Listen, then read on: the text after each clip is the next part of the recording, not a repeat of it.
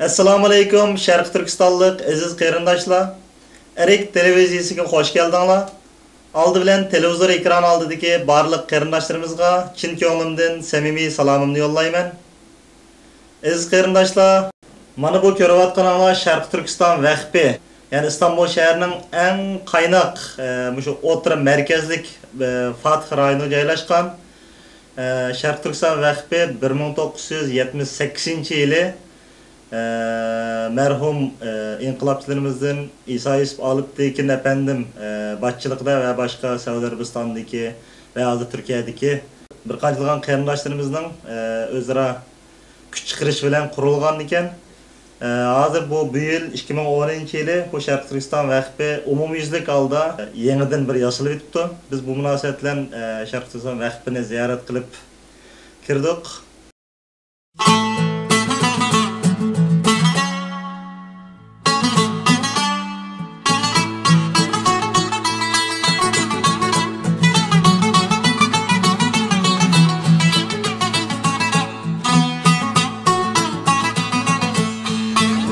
Burası Damat İbrahim Paşa Külliyesi olarak geçiyor adı. Onarımını Avrupa Kültür Başkent Ajansı, 2010 Avrupa Kültür Başkent Ajansı karşılıyor. Kontrolünü de İstanbul Vakıflar 1. Bölge Müdürlüğü yapıyor. İki kısım iş var burada. Bir külliyenin, bir medresenin. Şu anda restorasyonu bitmesi önümüzdeki yılın sonuna planlanıyor. 2011'in sonuna planlanıyor. Bir aksilik olmasa da bitecek.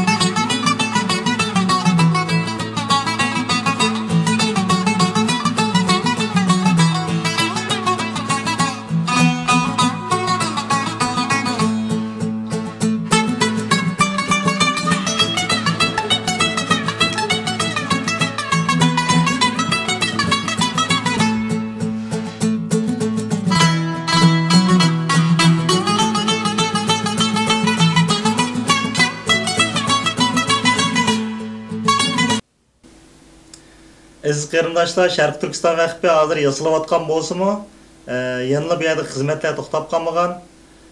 Biz ziyorat qilib kirganimizda Sharq Turkiston vaqfining bosh kotibi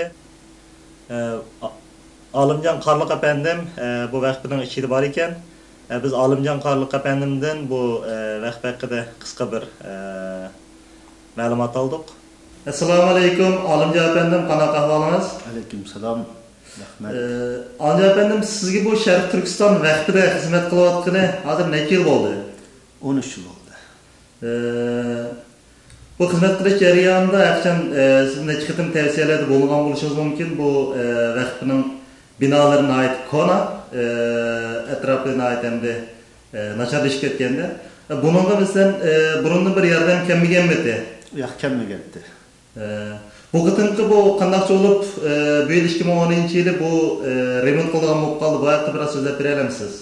Bunu 10 yılına yazıcık Arabistan'daki yazgan bolsak mı? Lekin bunu binanın ki yasılış için kitadigan maliyet nayeti nurgun boğaşka hemşehrilerime pek yardım kılmadı. Bu yıl müşahede bir vakfının ki bir mütevelli heyeti dostumuzun ki yardım kılış ve başkanımız Hamit Göktürk'ninki izlenişi bilen yakından bizge yakın boğan Nevzat Yalçıntaş'ның oğlu Murat Yalçıntaş'ның tavsiyesi bilen oldu bu iş. 2010 Avrupa Kültür Başkenti Projesi'nin üstüge aldı bunu. Asasen bununki yasılışıga sebepçi olan yani Hamit Göktürk desek buludu. Çünkü en baştan bugüne kadar vakitindeki yasılışıga ciddi derecede yardım sağlayan adam bu. Yani bu İstanbul Ticaret Odası olsun, 2010 olsun, yazıdığan, çizdiğin bütün işlerini Hamit Göktürk kıldı. Bu kuruluş hazırki Muşimemiş'de kaçan tamamlığında kıldı? Bu kuruluş Xudayım Allah kalırsa 7. ayda başladı. 2011 7. ayının 28. günü en keş boğan halda canı pütüdüğanlıqını bizge deydi. Lekin içindeki su, elektrik, telefon, ısıtma sistemlerinin o yani bu 3-4 ay aldığanlıqını da şu ahırda şu 11. ayınınki nemeleri var? 2011 aylık bardığı okşaydı. Hazırki mölçerde bu Şarkı Türkistan Vakfı'nın kuruluşuna netçilik meblağ silinganda kıldı? 600 milyon dolar etrafı da meblağ silindi. Ahırda köpçülükte deydiğin bir yürek sözünüz var mı? Köpçülükte deydiğin yürek sözüm şu. Bu asli bu programga yani bu program başka bir meseleni qılıştaz yaxşı emas. Məncə bu Uyğur milletimiz pitni pasatdan biraz uzaqraq dursa, bir işini sürüş qılsa, bir pitni taqalğan bolsa, şu adam bilen direkt köləşsə deymen. Yani yotqan içi turupla höküm qılmasa, bazı Xitayning casusları bir haqq isim gapini taqtı yürülatıdı. Hazır mən Şərqi Türkistan vaxtı men heç kim qoğulğan adamı yox. Əgər mən layiq görsəm, Şərqi Türkistan vaxtında işləyəm, layiq görülməyən halda mən çıxıb getiməm. Yani onun için Uygur milletimizdeki, düşmanlarınki, yani casuslarınki fitne, ihvasyon ve şikayet olan boğan bu ahvalda biraz dikkatli olsa diyeyim o hemen.